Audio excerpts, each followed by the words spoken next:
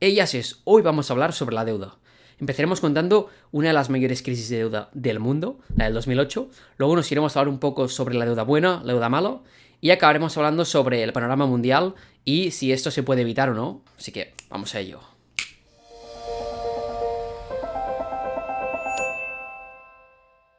Hola Alex, ¿cómo estás? Hola Alex, ¿qué tal? Muy bien, ¿cómo vas tú? Muy bien también, qué suerte tenemos de estar también, tío. Te lo juro, tío. Sí, sí. Bueno. Así ¿Tema? que, nada, ¿Qué te vamos interesa? a hablar, exacto, hoy de la deuda, que es un tema que queríamos traer desde hace muchísimo tiempo. Así que, si quieres, vamos con dos definiciones y luego ya nos traes tu historieta que nos va a animar a todos, ¿vale? A ver, Así que nada, empezamos. ¿Qué es la deuda, no? Es una de esas palabras que, como yo siempre digo, todo el mundo entiende, pero que nadie se ha molestado en explicarnos. Y os vengo a traer vuestra definición de confianza. Básicamente, la deuda es ese dinero que te ha prestado alguien, ¿vale? Y que tú tienes que devolver, ¿vale? Simplemente eso. ¿Y qué pasa muchas veces? También hay una palabra que quiero remarcar, que es la palabra déficit. El déficit se produce, es una situación que se produce cuando tú gastas más de lo que ingresas. Imagínate una familia que gastará más de lo que ingresa. Pues es lo que pasa con el Estado español, por ejemplo, ¿vale? Así que nada más, yo quería introducir estos conceptos y si quieres ya nos puedes traer la historieta, tío. Perfecto. Pues bueno, yo os traigo la historieta de la crisis del 2008. Bueno, nos situamos en los años 2000, el principio de los 2000, y fue una época de gran crecimiento en prácticamente todo el mundo, los países occidentales sobre todo. Y bueno, ¿cómo se consiguió este crecimiento tan grande? Básicamente es por el alto endeudamiento. En este caso, el alto endeudamiento venía por parte de las familias y las empresas, no era tanto por parte de los gobiernos. Pero bueno, ¿qué pasó? Bueno, pues a inicios de los 2000, la primera década, los bancos empezaron a prestar dinero a todo tipo de empresas y de familias, sin mirar realmente a la situación económica de ellas. Es decir, una familia que el salario era de 1.000 euros y tenía un gasto mensual de 2.000, pues los bancos no les importaba. Ellos decían, va, le voy a prestar estos 1.000 restantes que en algún momento me los va a devolver. Pues es lo que pasó, se empezó a contagiar, todo el mundo empezó a consumir, a gastar más de lo que de verdad generaba, de lo que se podía permitir. Y bueno, pues entró esta escala de escalado. Los gobiernos también ayudaron un poco, porque por ejemplo George Bush, el presidente de Estados Unidos en esa época, sacó como un fondo, un plan llamado The American Dream, que lo que hacía era pagarte la entrada de las viviendas a la población que no se lo podía permitir. ¿Qué significa? No tenías ni que ahorrar. Ahora mismo muchos jóvenes españoles, bueno, mundiales, pues estamos nosotros aquí dentro, nos queremos independizar, comprar una vivienda, por ejemplo. ¿Qué pasa? Si quieres una casa de 200.000 euros, igual tienes que dar 40.000 euros, tienes que entrar directamente y tienes que ahorrarlos. Entonces en ese momento dejó de existir eso. Si no tenías esos 40.000 euros, no importa. El gobierno americano los ponía por ti. Bueno, eso está muy bien. Todo el mundo tenía viviendas, todo el mundo consumía muchísimo, jijeja, todo muy divertido. ¿Qué pasó? Empezó a subir la inflación, un poco lo que se parece ahora, ¿eh? Empieza a subir, los bancos centrales, lo que hicieron es que los bancos centrales al final son, a mí me gusta llamarlo así, son como los bancos de los gobiernos. Pues lo que hicieron es, dificultaron que la gente se pudiera endeudar, subieron los tipos de interés, que se le llama, y esto hizo que la gente tuviera que devolver el dinero en gran magnitud, mucho más de lo que debían hace unos pocos años. Por ejemplo, si una familia tenía que devolver 500 euros al mes, pues en varios meses de diferencia te tenían que devolver 700, 800. Claro, eso es insostenible. Muchas familias y empresas empezaron a no poder devolver ese dinero y es donde los bancos vieron de que, hostia, nadie me está devolviendo el dinero. Y es donde vino la crisis, es donde en 2008, por eso se la llama esta crisis, petó la burbuja y pues entraron muchos bancos en bancarrota, muchas familias perdieron sus casas, sus trabajos, las empresas quebraron. Eso es en el caso, lo he explicado un poco mundial, tirando al americano. Esto se explica un poco en la película esa, ¿no? Exacto. ¿Cómo se Sí, sí. llama? La gran La apuesta. gran apuesta, ¿no? Es que sí, no me la he visto, 100% tío. recomendado. Mi película favorita. Os la recomiendo a todos. En la descripción, mira, para este podcast puedes aprovechar. En la descripción pondremos el resumen. Bueno, el resumen de qué va la peli, sin spoilers.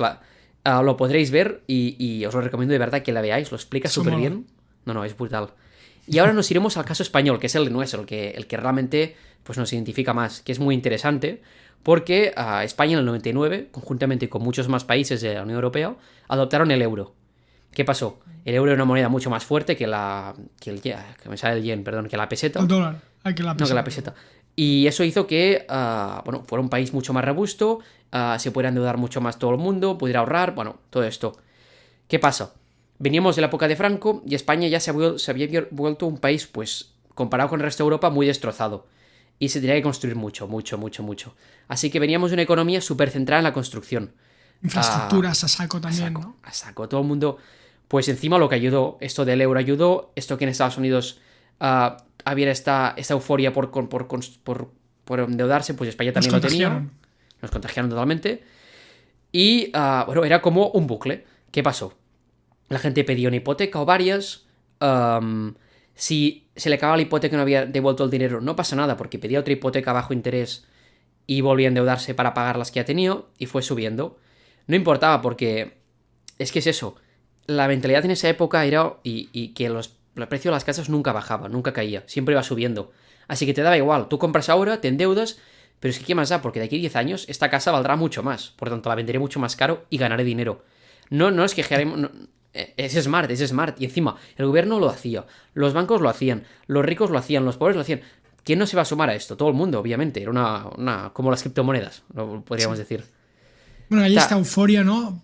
Por invertir, todo el mundo te dice que lo hagas y si no eres un pringao y todo el mundo se quiere sumar al carro al final. Sí. Todo el mundo mucha gente dejó los trabajos para dedicarse a esto, al sector de la construcción, al sector de las promociones.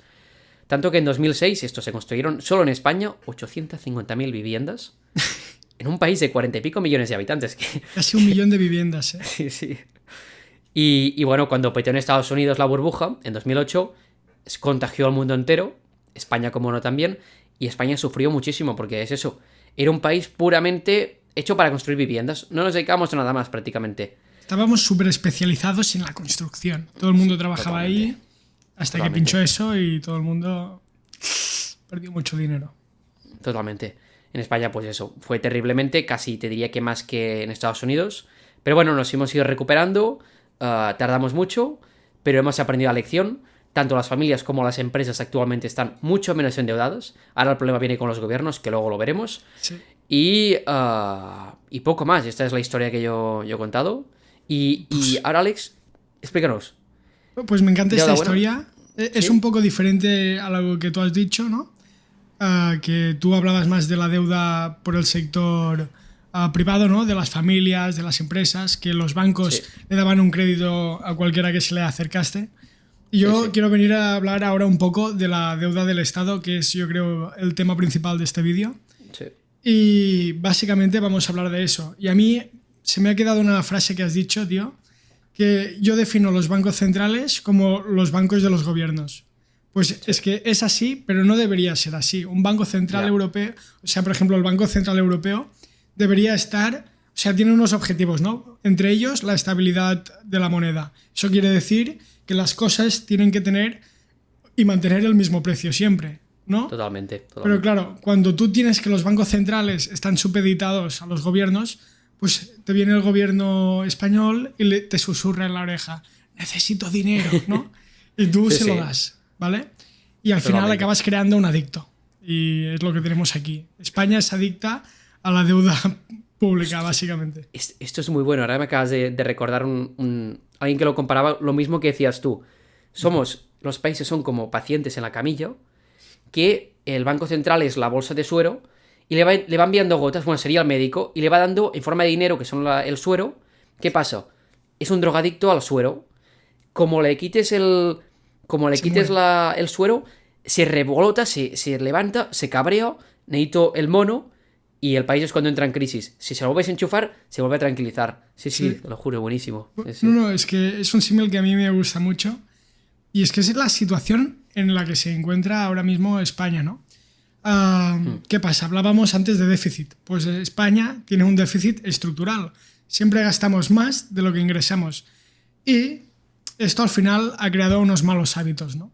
Sí. Se dice que, por ejemplo, que cuando el PIB supera en una economía avanzada más del 90% de su PIB, o sea, si toda la riqueza que generas en un año, más o menos, es tu deuda, ¿no? Tú tienes una deuda igual a la riqueza que generas en un año, pues eso implica que el crecimiento futuro de la economía se va a resentir por este mismo hecho, ¿no? Porque al final, y te voy a dar un ejemplo muy claro, cuando tú tienes tanta deuda, porque la estás acumulando, tú tienes que pagar muchos intereses, tienes que devolver mucho dinero y mucho poder de inversión del Estado se va a la mierda. Por ejemplo, busqué el dato, Alex, de que la deuda pública hoy en día es la tercera partida más grande del presupuesto español. Madre Por mía. delante de salud, educación, por delante de todo esto viene antes Nos la deuda ahogamos, pública. ¿no? Nos ahogamos Sí. en deuda, intereses. Madre mía. Sí. Solo la superan las pensiones y transferencias a las administraciones públicas, o sea, el movimiento de dinero, ¿no? Del gobierno español a las autonomías y tal. O sea, Vale. solo eso, las pensiones y las transferencias a las comunidades autónomas superan la deuda del Estado. Una barbaridad. Antes de educación y sanidad, que se ven como los grandes gastos que todo el mundo quiere defender del Estado. ¿Vale? Es una locura, Alex. Y hablan poco de ello, ¿eh? La verdad, Sí. muy poco, muy poco. Hablan muy poco de esto y es un tema preocupante porque solo podemos prever que este problema vaya en aumento. Si tú sigues consumiendo más de lo que ingresas, esto no se va a solucionar, ¿vale? Y yo simplemente quería decir esto, porque, a ver, la deuda también puede ser buena, ¿no? Porque si tú utilizas la deuda para invertir en sectores productivos que tú sabes que vas a tener un retorno, que te van a dar más dinero del que tú invertiste, esa deuda al final está haciendo que crezcas más rápido. Es como un ejemplo que tú me pusiste ayer muy bueno, ¿no? Que si tú eres una persona y no tiene un coche actualmente, pero que la acaban de contratar en el pueblo de al lado, pues a lo mejor te beneficia mucho pedir un préstamo, comprarte un coche y poder ir a trabajar al otro pueblo, ¿no? Porque Sí. a lo mejor así tu riqueza y tus ingresos van a aumentar, aunque el coche te suponga un gasto, ¿vale? Porque Sí, sí. al final vas a lograr un empleo y ese dinero que has pedido va a ser retornado a ti. Pues en este caso vemos como los mayores gastos, que son pensiones, transferencias a administraciones y deuda pública, son gastos que no son productivos, que no tú metes dinero pero no te retornan un dinero. Totalmente, sí, sí. Y ese es el gran problema que tenemos. Y aquí quería entrar yo, Alex. ¿En qué momento estamos ahora? ¿En España? ¿En Europa? ¿En el mundo? ¿Dónde estamos, tío? O sea, ¿España es una excepción? ¿Qué está pasando? No, por mala suerte, España está siguiendo el ritmo de todos los otros países. Y estamos en momentos, pues eso, muy difíciles, muy tensos, tanto geopolíticamente, políticamente, socialmente, todo. Está todo súper tensionado ahora mismo. Y bueno, esta inflación, por ejemplo, no viene por la guerra que ha creado Putin en Ucrania, no viene porque Pedro Sánchez quiera subir las pensiones, no. Viene porque durante la pandemia todos los gobiernos del mundo necesitaban dinero porque querían levantar la economía, es decir, todo estaba parado, nadie consumía y se estaba desacelerando la economía. Ellos se negaron totalmente rotundamente a negar lo que es realmente de verdad, Claro. es decir, se está parando, se tiene que parar, O sea, claro, con el COVID venía una recesión básicamente. y lo que hacían los gobiernos son políticas que se llaman anticíclicas, ¿no? Porque cuando todo va hacia abajo, ellos le meten dinero para que todo suba. Eso se llama anticíclico. Y Básicamente. se han gastado un poco los cartuchos que teníamos para superar la recesión que nos viene ahora, ¿no? Por ejemplo. Básicamente es eso, inundaron el mercado de dinero para levantarlo, es decir, empezaron a dar, si la gente no trabajaba, no importa, yo te doy dinero para que tú consumas y esta economía siga funcionando. ¿Qué eso qué hizo? Que pues gastaron tanto dinero que ahora esa deuda se tiene que devolver. Esto lo has gastado, ahora toca apretar el cinturón y devolverlo. ¿Qué es lo que has dicho tú? España tiene déficit desde hace años, no sabe cómo solucionar esto. Por tanto, el COVID lo que hizo es que aún acelerara más este endeudamiento. Por tanto, ¿qué estamos ahora mismo? De números, voy a dar datos. España tiene un 116% de deuda sobre su PIB, es decir, más de lo que genera todo un año. Es decir, todos los españoles estuviéramos más de un año trabajando y dando todo lo que generamos al Estado para pagar la deuda, no lo pagaríamos. Eso es una barbaridad. Debemos cada español más de 30.000 euros. Si cada español de ese banco se lo quitaran y lo pagaran, ya está, estaría solucionada la Pero deuda. aquí dentro hay bebés, hay ancianos, Sí, hay sí. mucha gente que no trabaja. Es imposible. Es imposible. Luego, por ejemplo, está España 116. Está Estados Unidos, un 128. Está Italia, un 150. Está Grecia, un 194%. Y luego está Japón con un 259%. Y luego está... Japón es ese amigo que le va fatal la escuela y tú te comparas con él para sentirte mejor, pero tú has sacado un 4,5. tío. Totalmente, sí, sí. Te ríes de que él tiene un 1 y si eso, tú estás suspendido igual, sí, sí. Sí. Y luego el nivel de endeudamiento global, que me dijiste ayer que lo clavaste, te lo pregunté y me lo clavaste. No sé cómo, pero pues igual lo había escuchado, pero lo clavaste de al 350%. Y bueno, ¿qué es lo que ha dicho Alex antes? Endeudamiento puede ser bueno, puede ser malo. Supera el 90%, empieza a ser malo. Ese he dicho números. El 90% en las economías avanzadas. En las más débiles, Avanzadas, sí, sí. si supera el 20 o 30%, ya pone en riesgo el crecimiento futuro. Totalmente. Los países africanos, por ejemplo, tienen una deuda que muy baja y nadie les quiere prestar. Por eso está que hablamos en el episodio de Chino, por ejemplo, dándoles dinero, porque como nadie se lo quiere dar, pues bueno, pues tocará irse a China, que me lo den ellos. Pero China no quiere que le devuelvan el dinero, quiere quedarse con todo lo que invierte. Exacto, no.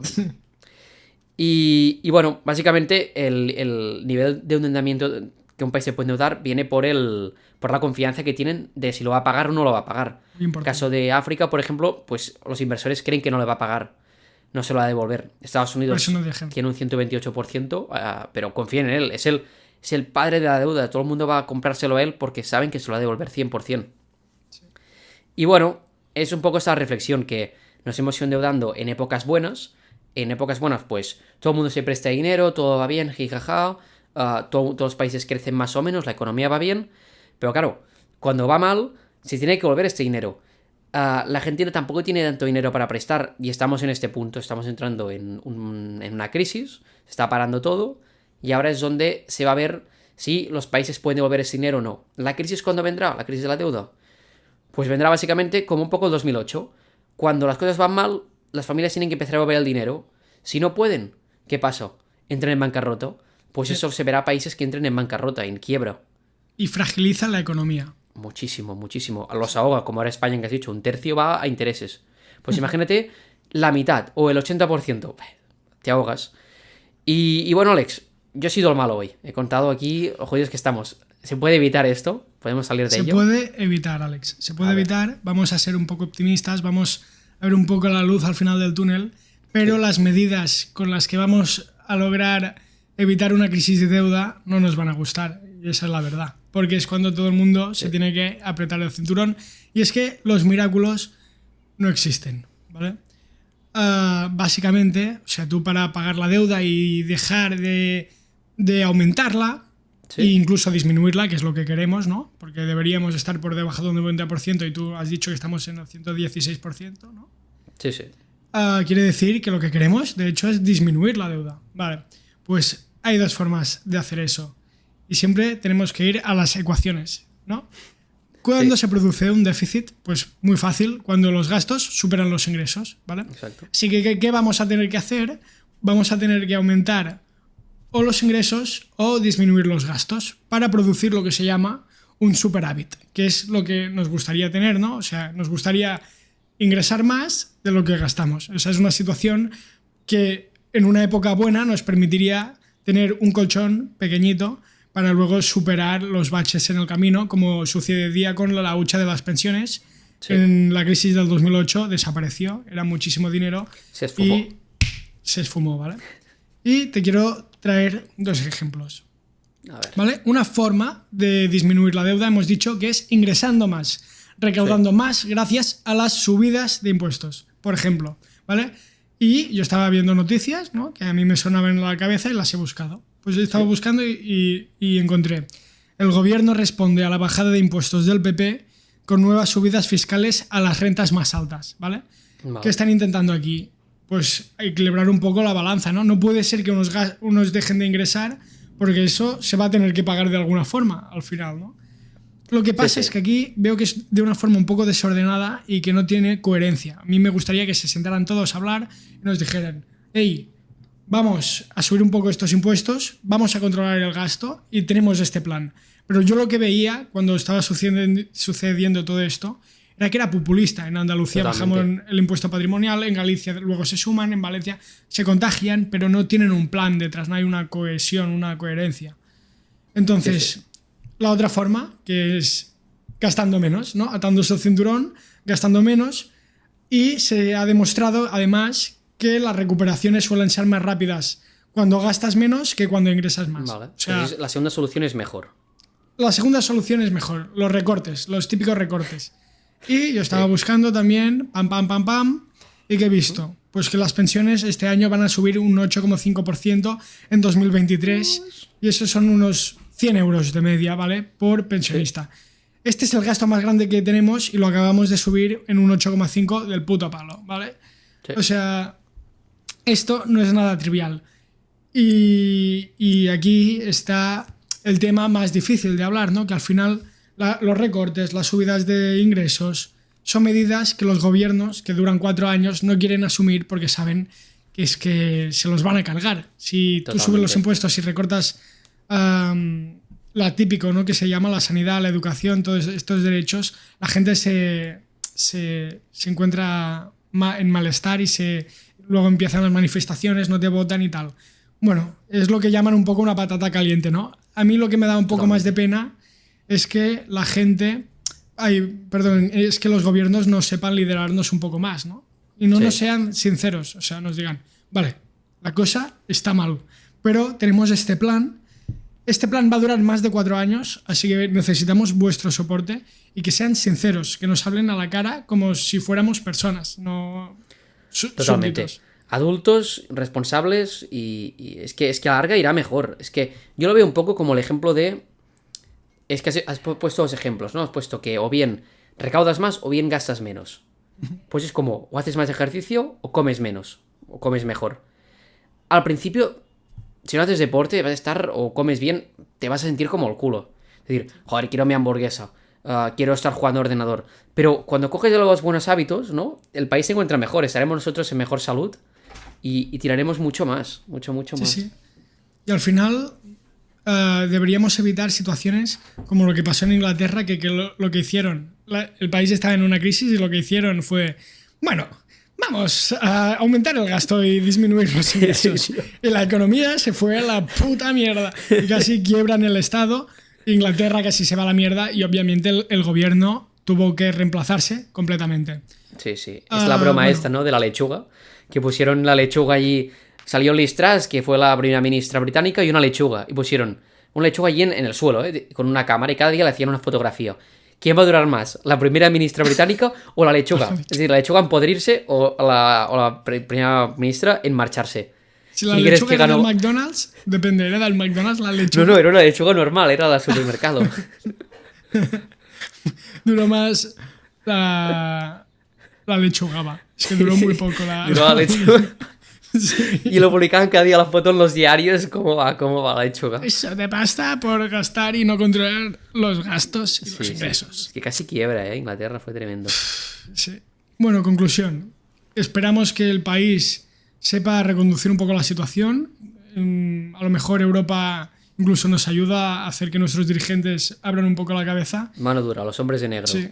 Y yo veo un poco que el gasto que están haciendo ahora, que son los fondos Next Generation, van enfocados en obtener un retorno, en construir industria, construir empresas, que esto es productivizar la economía, no es un gasto por gastar, es un gasto que va encaminado a hacer nuestro país más fuerte, más resiliente. O sea, yo aún soy optimista, creo que se puede salir de esta.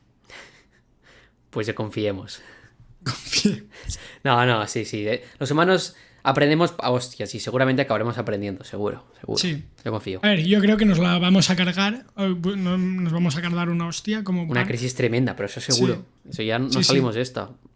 A corto plazo. Vale. Yo te iba a decir eso. Es un poco como la crisis del 2008, ¿no? Que la tensión que se vivió fue enorme, los años posteriores también. Se acaba el mundo, pero no se acaba. Pero aprendieron, los bancos ya no dejan dinero a cualquiera. Si tú vas a pedir una hipoteca con 10.000 euros en el banco y te quieres comprar un piso de 200.000, seguramente no te lo van a dejar. Que no. Si tu sueldo no es o sea, si tu hipoteca no es menor de un 30%, seguramente no te la concedan. Hemos aprendido unas lecciones y quiero y espero que la hostia que nos carguemos nos sirva para ser mejores y para hacer que España y el mundo en general vaya mejor y que no vivamos por encima de nuestras posibilidades, que es algo que siempre decimos, Alex.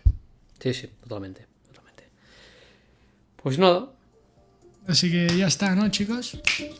Así que sed felices.